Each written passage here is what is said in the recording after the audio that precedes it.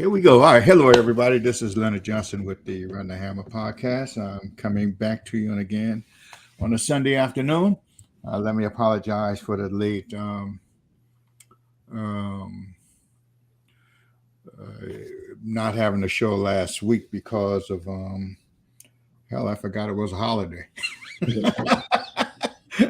And I was out of town. I couldn't get back in time. So Rodney was gracious enough to bear with me, and we reschedule and everything. So I just hope everybody had a good week and was able to get things done with the people you love, and and then try to find somebody else to love. Okay, so I just hope everybody had a good thing. Before we go, let me. This will be the only ad that I have for today.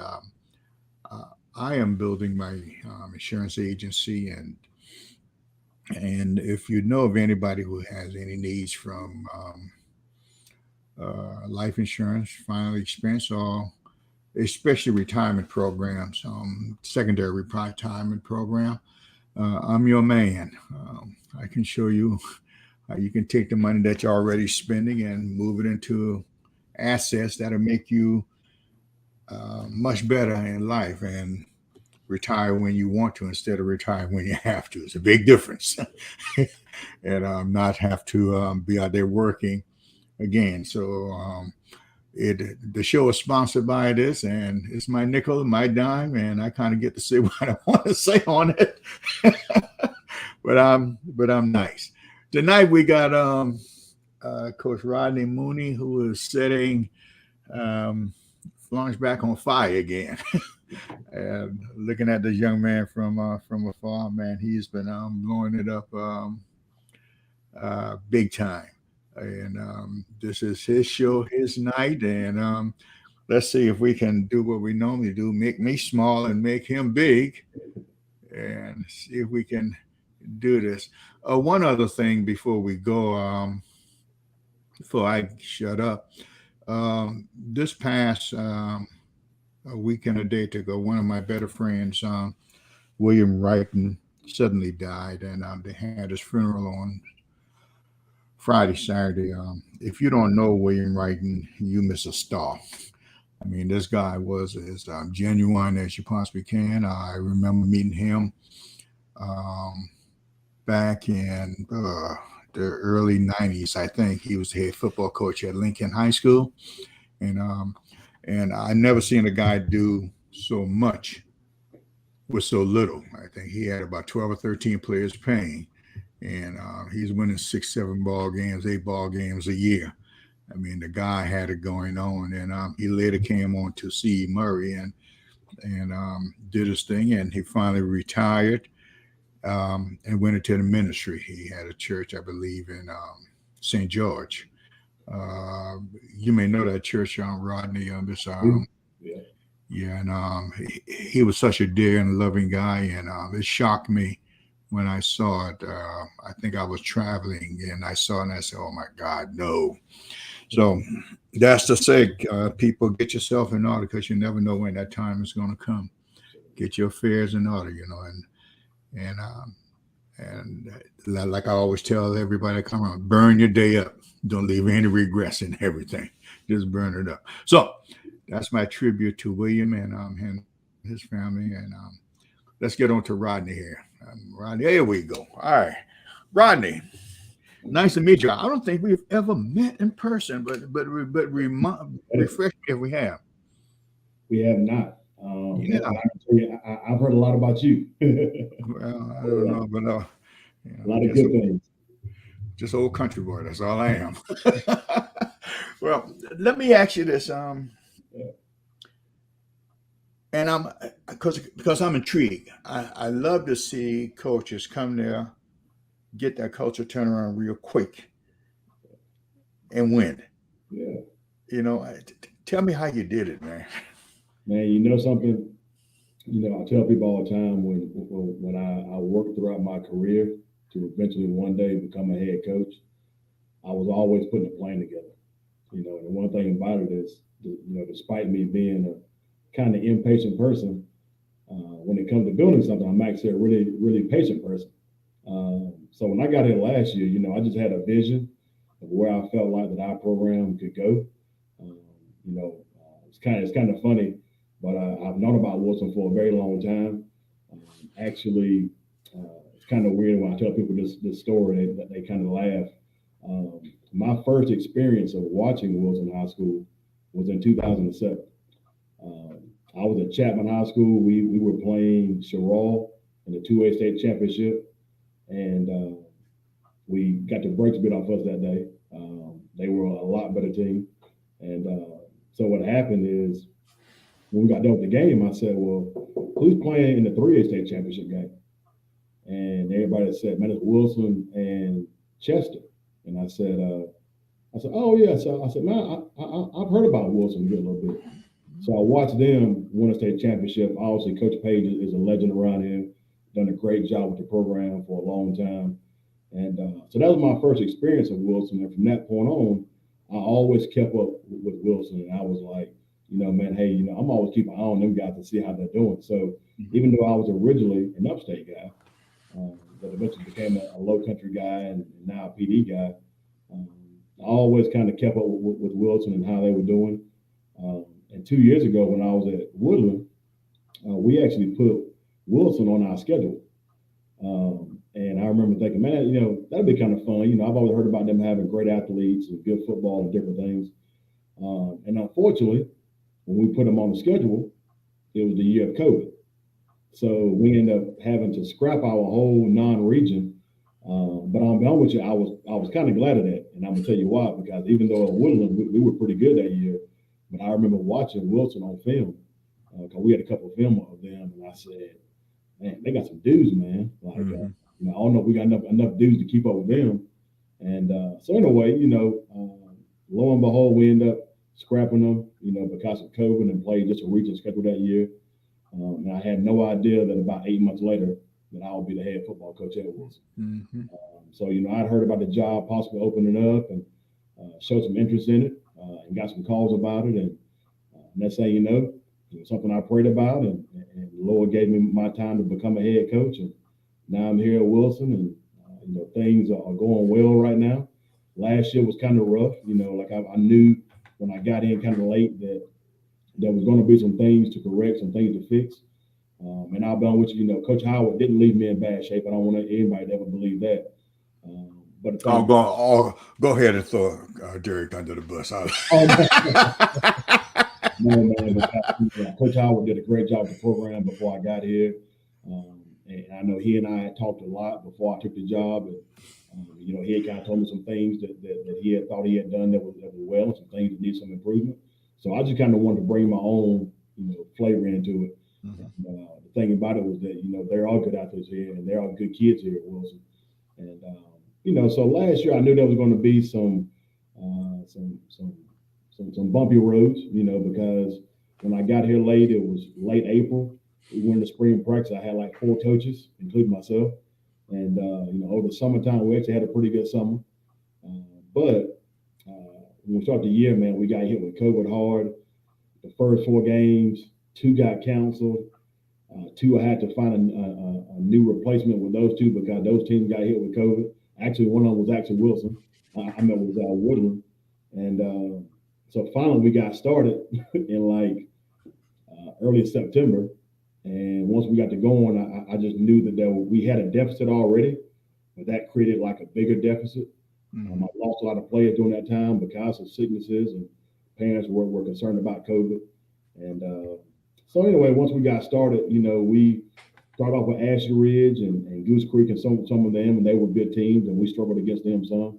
And then our region is the SEC West of South Carolina. So in region play, I knew that physically, and strength-wise, we were not ready to compete with some of those teams.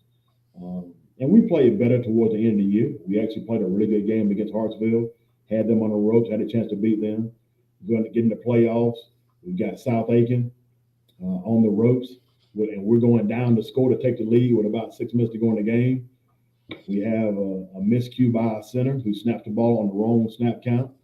even though the other 10 knew the snap count, but he snapped it wrong. And we ended up losing the game, I think 21-14.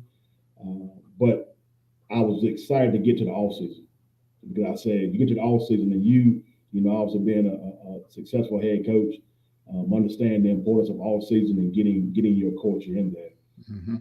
And from the time we got done, we had players that said, Coach, when can we get back in the weight room? I mean, I had kids that weekend that we lost that were ready to get back to work. Mm-hmm. And from mid-November until the end of July, we worked. And now we look like a completely different program, like a different team. We're more physical, we're more athletic, we're faster, we're stronger, we're bigger. And so, yeah, I mean, it took some work on the front end, but I like building things. So I'd rather build it and sit back and watch the fruition of it come into place, compared to just walking into a situation where, you're going to win 10, 12 games and put in no work. So right now, we're a better program, but that's because of a year of hard work with me and my staff and our players. And hopefully that means in the future we're going to continue to win a lot of ball games. Now, that's great because it's showing. I mean, it is showing up on the scoreboards and everything. And my congratulations to you because a lot of people don't know how tough it is to build a program, especially in a storied program like Wilson. I mean, you under the gun every day. You even got Jordan Wino looking at you crossing. Everybody knows Florence. Everybody knows football. That's right. Whether you play football or not, everybody knows it. Yeah. In the stands on Friday night, they're all going to let you know that, Coach, that's a terrible call. You're off, Coach. And then when it's good, they're going to say, Coach, you're great. So, I mean, after 21 years of doing this thing, I pretty much heard it all now. So yeah. I'm not surprised by anything. Yeah, and that gets back to the original questions that I asked. Start out, I was so enamored by the turnaround so quick and how you're doing it. I mean, look at you in mid-season form right now. But it surprised me that I did not know that you were on the map. Because even in just walking around, most of the time I see the coaches. It's at the clinic, and I'm quiet, and that's probably why you didn't know me. I mean, I get sit up in the corner and do nothing all day and don't say anything to anybody. But I never let people know who Rodney Mooney is from back in the day up to now. And I'm gonna tell you, this is my 21st year doing this thing. I was blessed beyond belief to have the opportunity to become a coach. Born and raised in Inman, South Carolina, and I'm a former Chapman alumni. I know a lot of people are familiar with Chapman. Over the success they've had over the last couple of years. But I grew up in a neighborhood that was, some people would say it was on the other side of the tracks. We were the other people, I guess you could say. Mm-hmm. And but I had two amazing parents, Roger and Rhonda Mooney, and I'm still blessed to have my parents with me, and they done a terrific job of raising me and my brother. We were one of very, very few people that had both parents in our neighborhood, and so they taught us a lot of great lessons on hard work, determination, and just staying after it, and becoming a better version of ourselves. They kept us in the church, so we had to know how to act. That was no question. But at the same time, I learned a lot of great lessons that I still apply now with the young men that I work with every day. And I was fortunate to have had a fairly successful high school football career. Because I was kind of stubborn and hard-headed, I ruined my chances to go play college football, but that was okay, and it was okay because God had a bigger plan for me. I wanted to go and play football at the University of Tennessee. Like in the late 90s, they were the cream of the crop. And I was like, man, I'm going to go play for Philip Fulmer at Tennessee. I'm going to wear orange and white. I'm going to be on the SEC championship team. I'm going to win a national championship. And I'm going to become, the hero of Inman. And God said, no, sir. You are 6 foot and you are 230 pounds. You're not going to play University of Tennessee. And so what happened is when I got out of high school, man, like a mentor of mine, and you may remember this name, Randy Byrnes was my head football coach at Chapman, and Randy is one of my mentors. And I'll never forget it. It's July of 2001. And I would always go by and see Coach Byrnes every once in a while, and we talk, man, have really good spiritual talk, really good life talks. And Coach Byrnes, he was like, hey, what are you going to do now you're out of high school? And I said, Coach, I'm going to go to Spartanburg Community College, and I'm going to go for a year, and then I'm going to transfer to the University of Tennessee, and I'm going to walk on in football, and you go see me playing on Saturdays. And he looked at me and said, that's a good plan, but what are you going to do in the meantime? And I was like, I'm just going to school. And he said, I'll never forget, he looked at me and he said, Rodney, Mooney, have you ever thought about coaching? And I said, nah, not really. And he said, I think that you would be a really good football coach. And I said, you think so? And he said, yeah, I think you'd be a really good coach. And he was like, how would you feel if you went up to Mabry Middle School and coached in the fall? See how you like it. If you like it, stay with it. If you don't like it, then quit. And I was like, okay, that's fine. And come August, I was coaching middle school football, and I fell in love with it. I really fell in love with it because I was able to apply a lot of the things that I learned from my coaches, from my teachers, while I was at Chapman High School, and apply those things to young men in middle school. And I did that for 2 years. Next thing you know, Randy calls me in the spring and said, come see me. And I said, okay. And he said, what do you think about becoming my defensive line coach on varsity? And I said, this must be some kind of joke. What are you talking about? I mean, I was about to turn 21 years old. And he said, no, I'm serious. I want you to come be my defensive line coach. He said, I've watched you for the last 2 years. You've grown, you've matured, and I think that you help our program. And I look back, and the rest is history, man. I know, from 2004 until 2011, I was at Chapman. And then I come across a guy named Brian Lane, who's a friend of mine, and just a mastermind of offense. And Brian calls me and says, hey, I need an offensive line coach. And I said, okay, let's talk. And next thing you know, I go and learn the HPO offense, the high-powered offense, and go work for him at Byrnes. And yeah, man, next thing you know, I worked for him for a couple of years.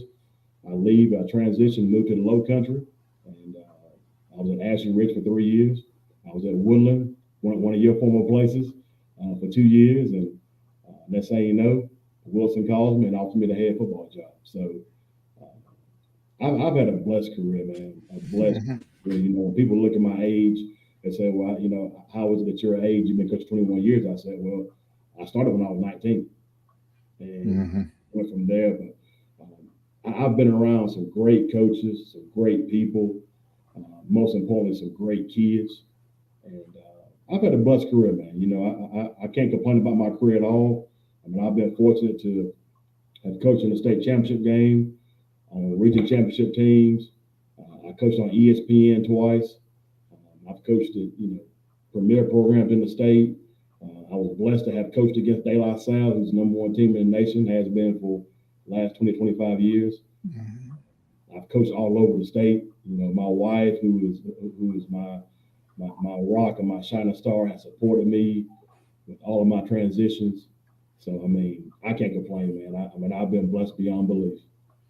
I was getting ready to jump to the screen and jab slap you and say, you better bring mama here and talk about her. After 18 years of marriage, and we've got 2 children, they have been, the most supportive of anybody.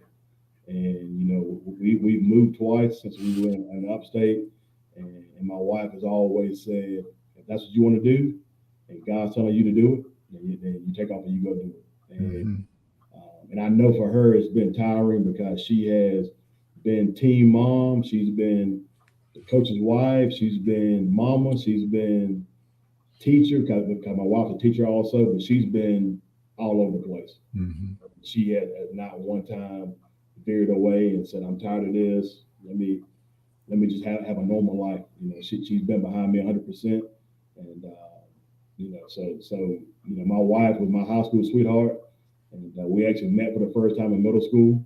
So she's known me since I was 13 years old. And we've been together since we were 16 years old. So she has been my number one fan. And so without her, none of this stuff would be possible. Well, I always said if mama's happy, the house is all right. Yeah, the house is all right. And I think I read that you got 3 kids. Yes. So my son Jalen is 21. My oldest daughter Kalie is 19. And our youngest daughter, who's here in Wilson now, she's a 9th grader. Aliya, she's 14. And all 3 are completely different. All 3 are an absolute blessing. Because seriously, and I know coming from a daddy, this sounds probably partial or whatever, but my 3 kids are all wonderful. Mm-hmm. They are very wonderful because they're typical teenagers and typical adults now. One of them at least, but as children, man, they were supportive to a T. My son has literally been by my side since I first started coaching, like my wife has been. I remember when he was a baby, coming to my middle school practices and me holding him while I'm running drills. Mm-hmm. And and when I got to high school, all 3 of our kids were either at the football field with Daddy, in the gym, watching volleyball practice, hanging out with the volleyball coach, on the soccer field, on the track field, on the baseball field. I've coached 4 different sports in 21 years, and all 3 of our kids have been on those fields at some point, all the time. So there were days where I would have all 3 of them in football practice with me. Mm-hmm. My wife at the time, before she got an education, she was working in the hospital system, and all 3 would be with me at football practice. And I would say, "Hey, Jalen, you stand beside me. Kalie, get your butt over in the stands. Aliya, stand beside me so you're not tearing somebody's stuff up." Mm-hmm. And they would stay with me until 5:30 every day until my wife Amanda came and picked them up. But they loved it. That they absolutely loved being there with Daddy, and I felt guilty a lot of times because they watched me work, but it wasn't quality time. Mm-hmm. But when we have conversations now, they'll always say, "Hey, Daddy, you remember that day of practice when this happened? Mm-hmm. That day of practice when that happened?" And we can laugh and joke about it, but as a father who loves his children, you still feel guilty because they were just watching you work. Mm-hmm. But our 3 children, man, they are outstanding. Absolutely outstanding. We have not had any type of crazy problem with our children throughout my career. They love coming to watch me coach and do what I do, and they've been behind me 100%. So, I cannot complain about my children one bit. That's great. How did you get the players? Because you took over for Derek, right? Yep. And how did you get the players to buy into you after Derek? I'm a huge relationship guy. Anybody knows me pretty well. I don't meet a stranger, and that's something that was completely opposite of me when I was a young child. Was that I was kind of shy, didn't really want to talk to a lot of people, liked doing my own thing. And I remember when I first started coaching middle school football, I'll never forget after the first practice, I've got about 12 or 13 linemen because I was doing offensive and defensive line. And after practice, our head coach said, "Hey, coaches, break off and go to your individual groups and talk to your guys before practice ends." And I remember standing in front of them guys, and I was like, "What do I say?" And immediately, I told myself, I said, "You either learn to talk, or they're not going to be buying anything that you say." Mm-hmm. So, with the players here at Wilson, man, just having a personal relationship with them, showing them how much I care, how much I love them as a person outside of football, not just in football, and just showing them that consistently. Because that was something that I learned from some really good coaches I was around, things that I saw as a player in high school, as a football player, basketball player, and a baseball player, was that, I had a really good relationship with my coaches, and they cared about me outside of my sport. So, with our guys, when I got here, I told the parents, I said, I'm going to treat your child just like I do my personal child. The only difference is that I can't bust that tail and without getting in trouble. But the thing about it is that, with our players, man, I want to get to know them on a first name basis, on a personal level, and let them know that, hey, this is my vision and my mission, but I need you to be a part of it. I want you to be a part of it. So then I can help you accomplish your vision and your mission. So, just being very real with our guys, like, I don't, you can ask our guys, man, I don't sugarcoat anything. I don't bite my tongue, because I want them to know Rodney for Rodney. And I want to know them for them. But the relationship part of it is what helped me gain their trust. And the same thing I told my staff, was that, hey, don't just coach a guy and then outside of practice, you don't associate with them, you don't talk to them. When they need help in the class, you just say, hey, well, just go figure it out. Like, no, get to know them as a person. So the relationship part has been the biggest part of getting them to buy in. You don't have, or did you have a discipline plan? Absolutely. I'm very, and you can ask my players, I say this all the time, I'm very OCD about a lot of stuff. Discipline, integrity, character, those are things I learned from my parents. That if you don't have those things, you don't have nothing. You got to have something to live on, something to be bonded with. And with our guys here, I'm very hard nosed, but I'm very fair. When I met with my parents over the summertime, we had 3 different parent meetings, and I told the parents, I said, hey, this is how I'm going to take care of your child, but this is what I need your child to do for us, for our program. And this is what they're going to reap the benefits of being a part of our program. And I'm very stern about my rules. I'm very big on accountability. I'm that way even with myself and with my coaching staff. I'm going to hold you to a very high standard. We're not going to back off of our expectations. Academics are another big part of our program. You can ask our parents. There's behavior problems, character problems, integrity problems, etc. I'm going to give you a chance to improve those things. I want to give you a plan, an action plan, I guess you could say, to fix it. But when you become a detriment to our program, we are going to disassociate ourselves with you from a football standpoint, not from a societal standpoint. I have players right now, I'll be honest with you, I had 2 players who I put off a week ago. And I told them, I said, hey, Coach Mooney's still here for you. He still loves you and appreciates you, but right now, you can't be a part of our football program. And those guys will still come in my room and knock on the door and say, hey, Coach Mooney, what's happening, man? Love you, appreciate you. Have a good day. Because I want our players to know us for more than just a coach. I want them to know that we care about them. So, I always tell our players this: the standard is the standard, and the standard does not change. And I'm not going to change it for anybody at any time. I believe in our standards. Our coach staff believes in our standards, and if you don't believe in it, then this football program may not be for you. One thing I will say this here is that last year, when we started the season, I had about 70 players in our program. We finished the season with 58. When we started the season this year, I had 110, and we're down to 103 right now. So numerically, our numbers have drastically increased. Buy-in has drastically increased. But it's taken a lot of hard work, a lot of consistency, a lot of accountability, a lot of discipline, a lot of integrity to get those guys to believe that, hey, you can be the best, but you got to put in work.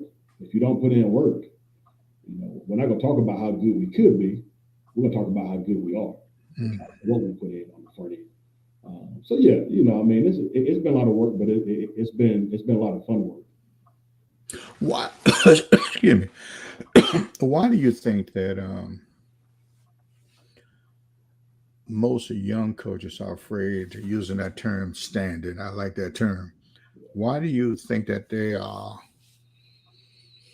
they don't want to stick to the standard themselves when they're dealing with their kids?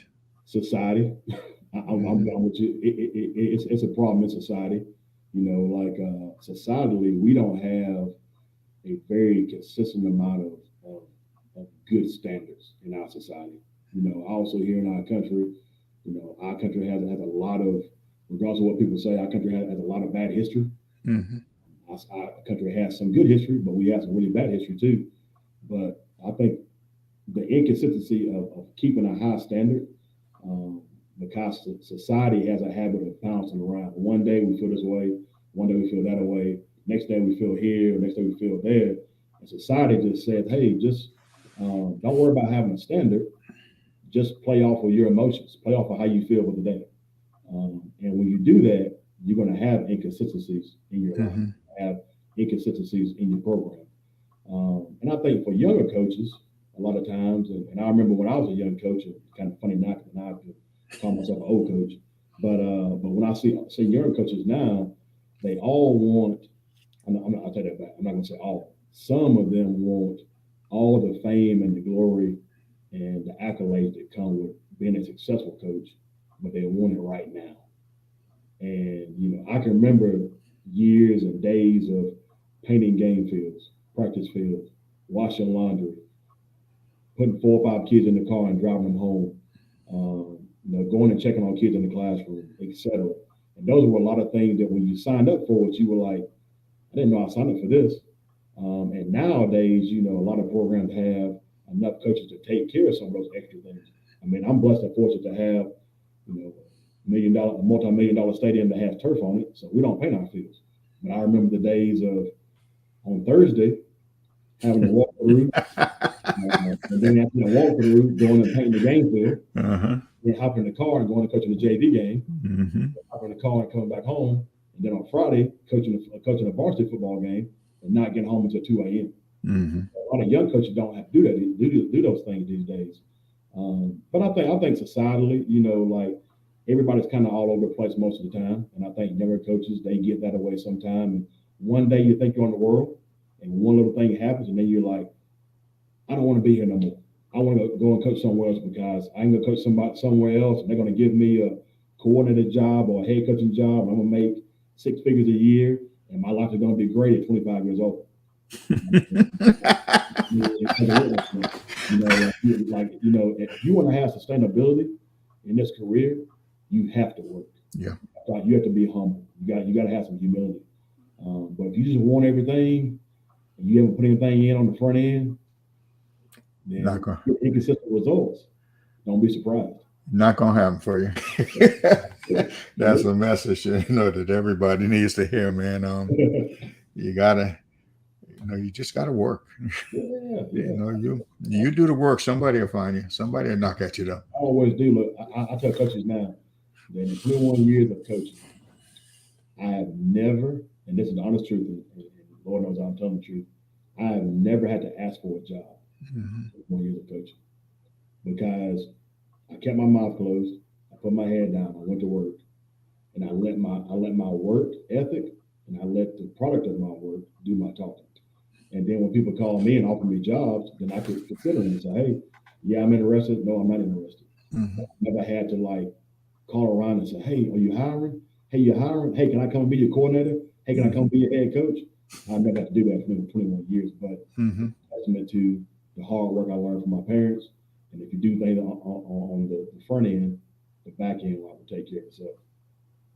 Well, that segues into the next question I was going to ask you about your staff. With those standards and those expectation, and you being moderately old school, Yeah. how do you use those standards to pick people to work with you, or what's your process and getting people to come help you fulfill your mission and your dream? Yeah, well, the one thing that I always do when I interview coaches, or coaches, want to talk to me about coming, I immediately tell them about my vision and my mission and my expectations for the program. And I always talk about work ethic. I said, look, if you're going to work for Rodney Mooney, I'm going to constructively criticize you, but I'm going to also give you every resource to get better. If you ask my staff now, during the off season, I took my staff we went to Clemson and spent a day. I took them to the Glacier Clinic. We spent 3 days. I took them up and we went and spent a couple of days in Raleigh. And I took them 1 day to go and watch North Carolina practice. We went another day and watched NC State practice. Anytime that I get ideas about anything, I immediately tell them about it.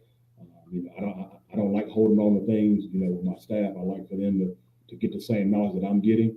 But during the off season, we work, so I always tell our staff, I'm like, hey, you're not going to coach from August until December. Mm-hmm. You're going to coach year round, unless you coach another sport. And I've been there and done that before. But I always tell our guys, I'm like, hey, if you come work for me, this is what you're going to get. You're going to get somebody that cares a lot about kids. It's going to care a lot about you. It's going to care a lot about your family, but also wants to see you accomplish your own personal goals as a coach. So if you're a position coach and you want to become a coordinator, I want to help you become a coordinator.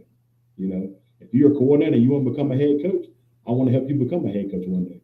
I don't want to hold you back, but while you're with me, I want you to learn as much as you can from me. If I don't have the answers or the solutions, I promise you I can find somebody that has the answers or the solutions for you, and I'm going to hook you up with those people.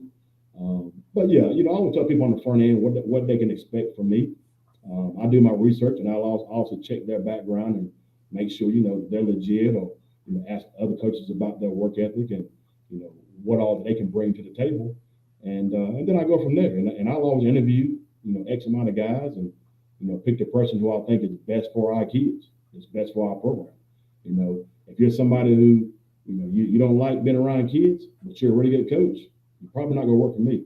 Because I don't need you feeling some way about kids. Mm-hmm. Honestly, if you're an average coach, but you're great for kids, I can help you become a good coach. Mm-hmm. But if you're here for the kids, I already know that you're going to want to work and see them get better because you enjoy kids.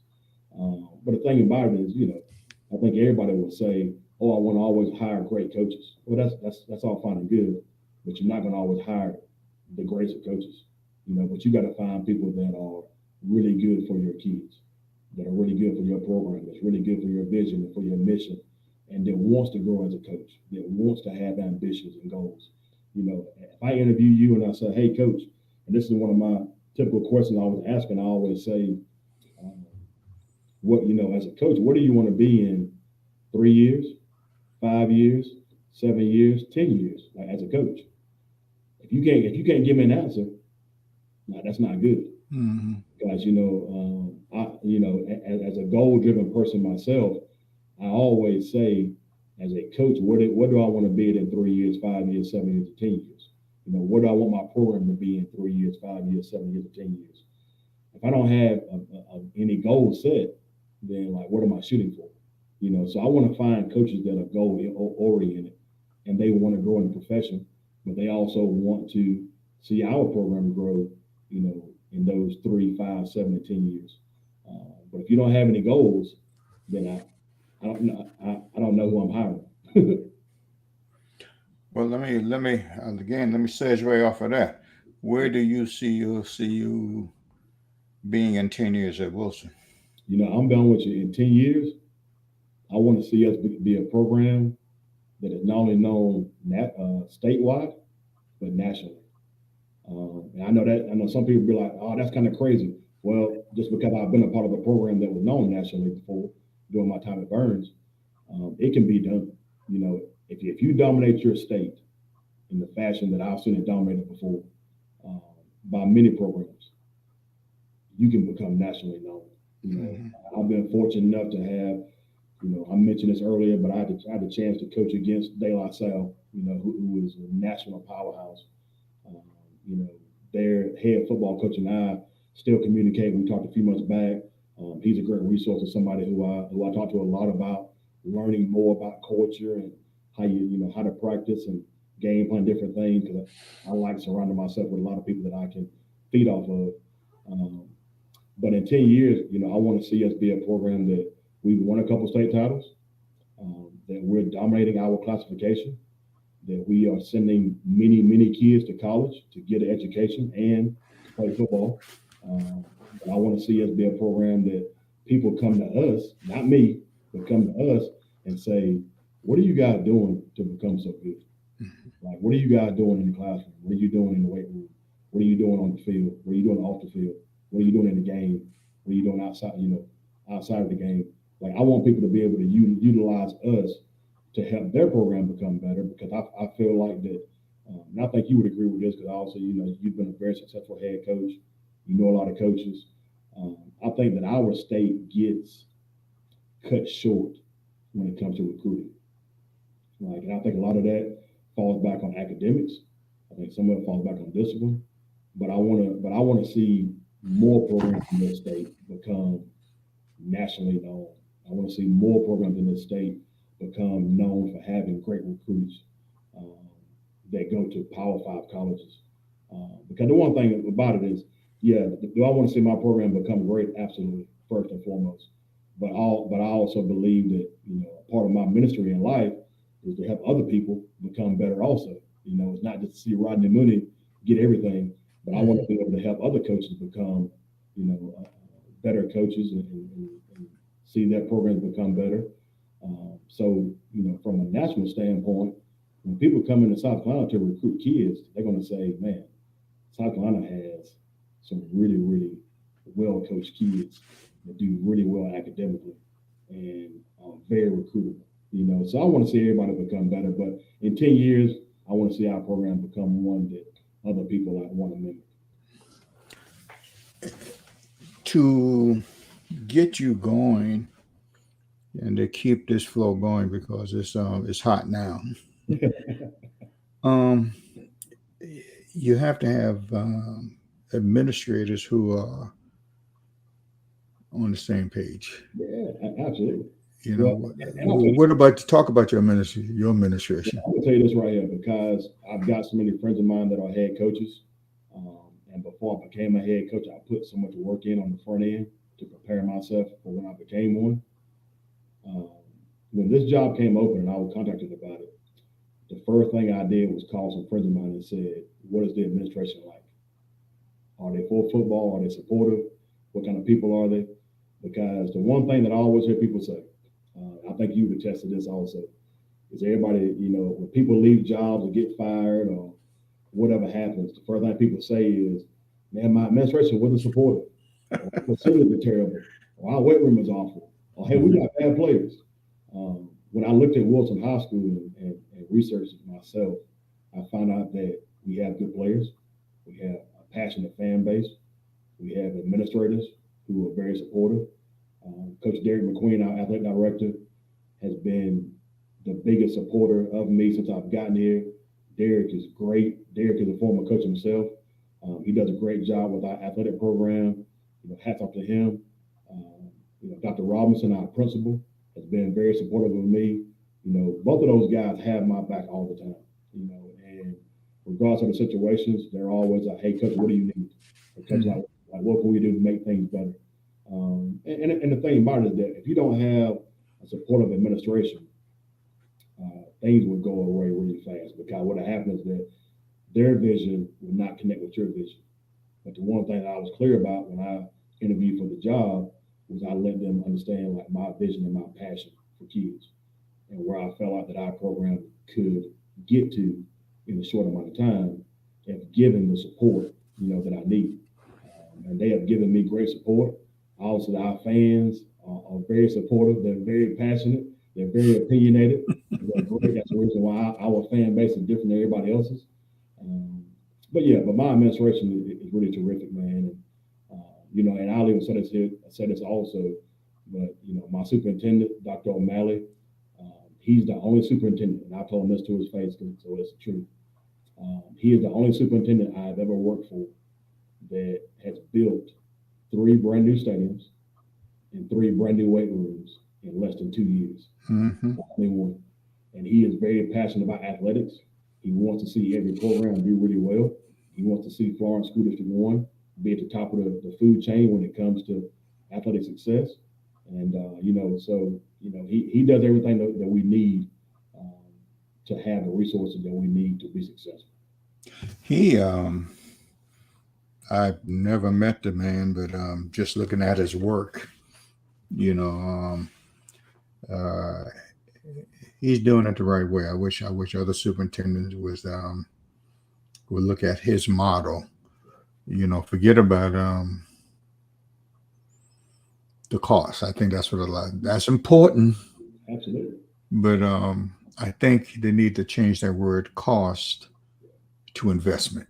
Exactly. Because, and you know this as well as I do. When you invest on the front end, you will actually save yourself a lot of money on the back end. A bunch of money on the back. When you have a vision of wanting to see a school district become a better one, people are going to believe in what you do, and like believe in what you say. Because you may say, hey, one day I want to build a new football stadium. Well, if it takes 10 years, in that 10-year period, they're going to say, man, you're talking about whatever. Mm-hmm. But when they see you build them within 2 years and you got weight rooms, yeah, that they're going to believe, in what you're saying and your vision. And Dr. O'Malley, he definitely, puts the money where his mouth is, man. Yeah. He doesn't shy away from that, but he gives us everything that we need, equipment wise, uniform wise, etc. I can't complain about that.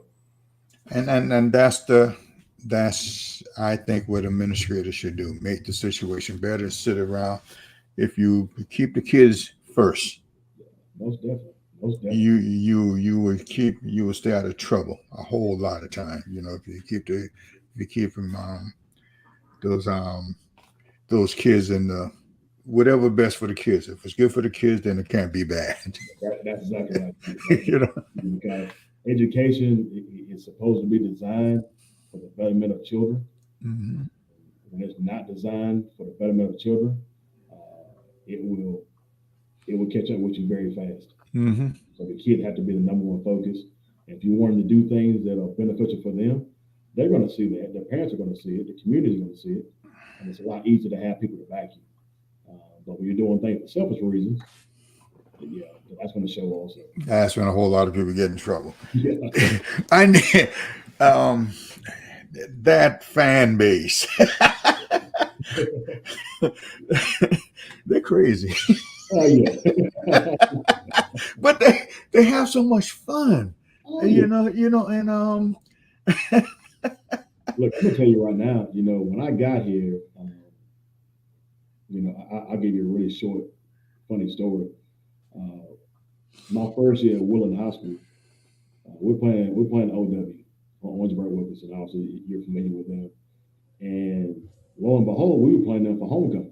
Mm-hmm. Well, I had never been to OW's homecoming. I had never been there at all. And we leave from St. George, and it's probably around like 5 o'clock, and we are stuck in traffic, probably 2 miles outside the stadium. And I pull up, and I'm like, we're on a bus, and I said, where are all these people coming from? And everybody looking around said, I don't know. So I called our resource officer, and I said, hey, what do you see up the road? He said, I never forget, he said, Coach. He said, they're having homecoming tonight, Coach. He said, there's people everywhere.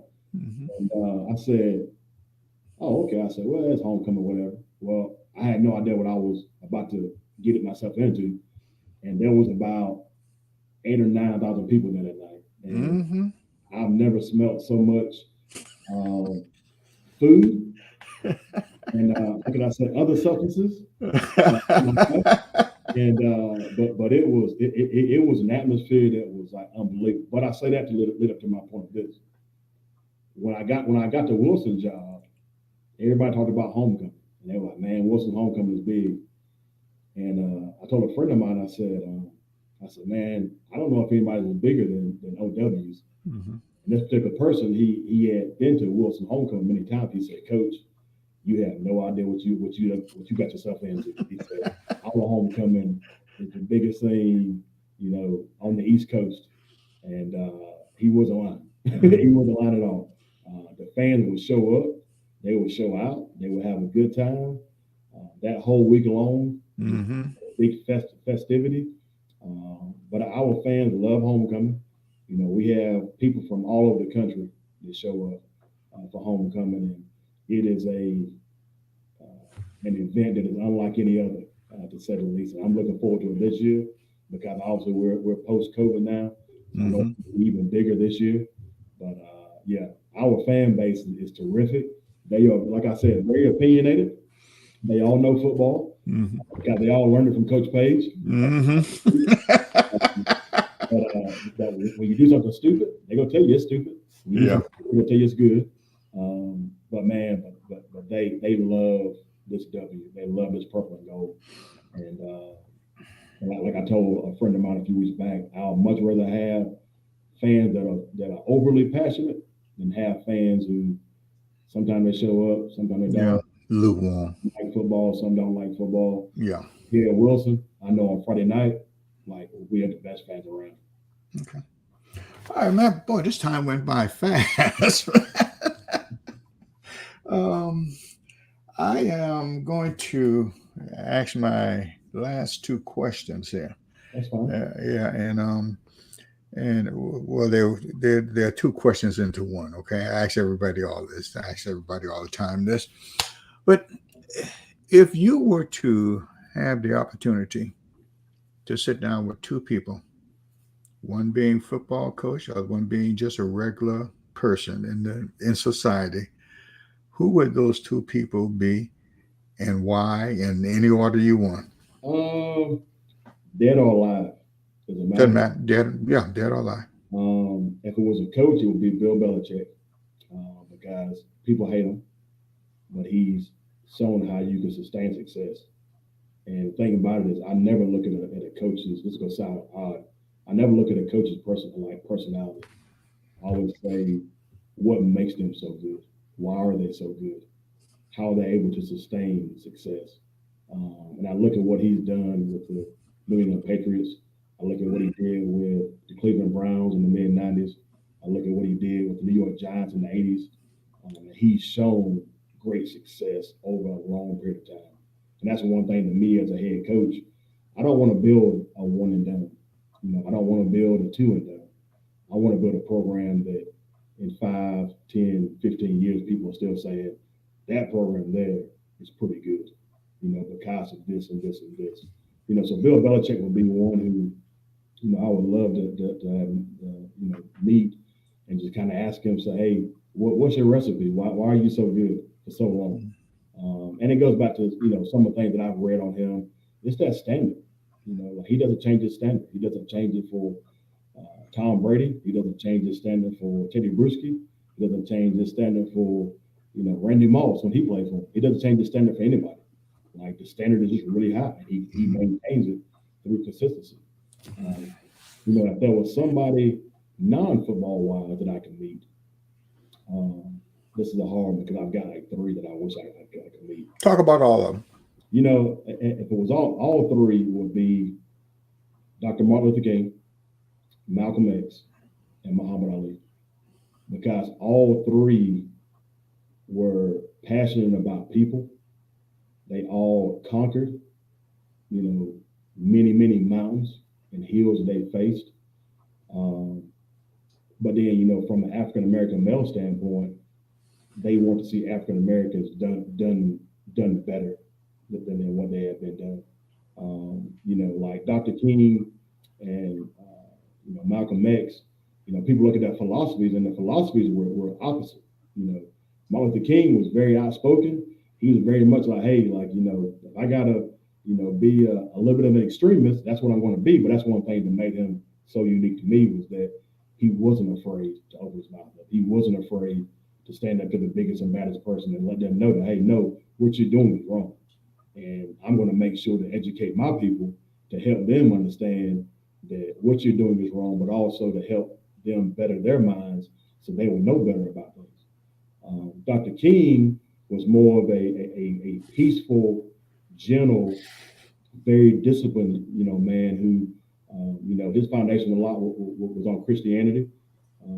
But Dr. King, had a soothing, loving, calming way about himself that, some people hated him. A lot of people loved him. But with those two, during the civil rights era, and I'm a big fan of studying and learning about the 1960s, was that their philosophy were different, but their goal was the same. Mm-hmm. So to see two different philosophies, but have the same goal, was always very powerful for me to read about. Muhammad Ali is one of those who, his charisma, his personality, his confidence, not his arrogance, but his confidence, his work ethic was just second to none. You know what I mean? He would talk so much junk, but he backed it up because of the work he put in. Mm-hmm. He dominated his sport. He owned his sport. People hated him because he was so good at his sport. But the one thing I learned about all of the great ones is that you're going to be hated by a lot of people because you are so good. Mm-hmm. Ali's work ethic, what he did when nobody was watching, set him apart from everybody else. Because a lot of people probably thought, hey, he just a loudmouth, talks all the time, doesn't work very hard. But when he got in the ring, he had practiced that plan over and over and over and over and over, and he executed it to a T. I've watched many reruns of the fight against George Foreman, and Foreman, everybody thought he's going to go ahead and knock Ali out. Ali's undersized, but when he went in there, even his trainers didn't know his plan. Mm-hmm. They already put together, and everybody now the rope-a-dope, but he had a plan because he said, hey, this big ugly monster, as he said, he's gonna beat on me, but I'm gonna take it, and then when I get him tired out, I'm gonna go to work on it. Mm-hmm. He did it, and so those three are individuals who always stand out in my mind of individuals I wish I could have met, and just learned and asked them questions about, hey, what made you so great? Like, what was your drive? What was your passion? What was your, what made you love what you did so much? And but those three individuals are three men who, from reading and learning about them, they were special people, to our culture as African Americans, but they were special people who left a big impact on the world, and people who will never be forgotten, because of the work that they put in for the betterment of other people, and not just themselves. I went to a small college, Bishop College in Dallas, Texas, and I had the unique honor of shaking each one of those men's hand. Wow. I'm jealous. I mean, I knew their significance, but that moment, and they were at different times because they come speak to our school, and man, as I look back now, I get chills and everything that I shook hands.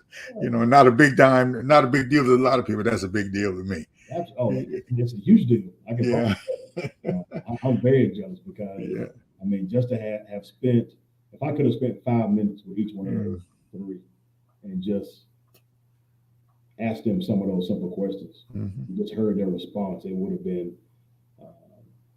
meant the world to me. But those three men, they were outstanding. They left a major impact on this world, and will forever be remembered. Okay, well, wow, we got through this. It was good.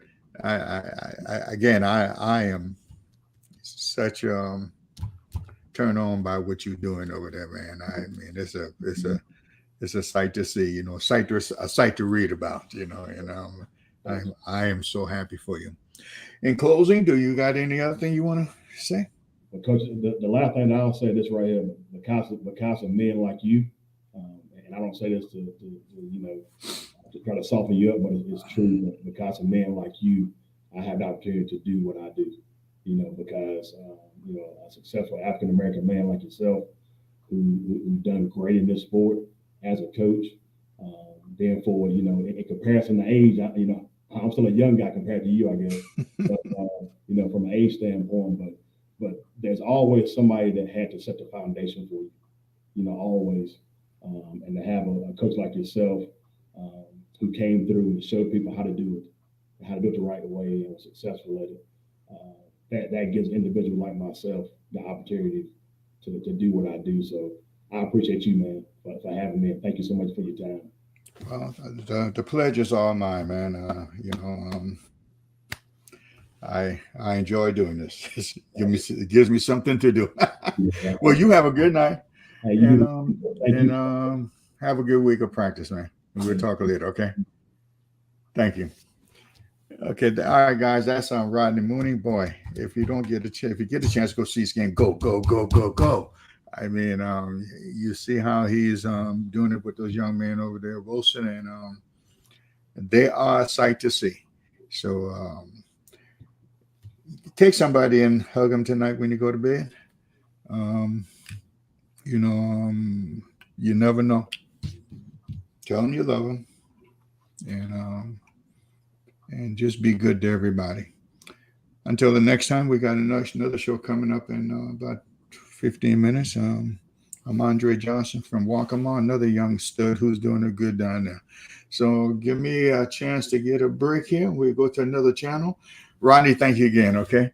You, Coach. Have a good night. Okay, bye-bye.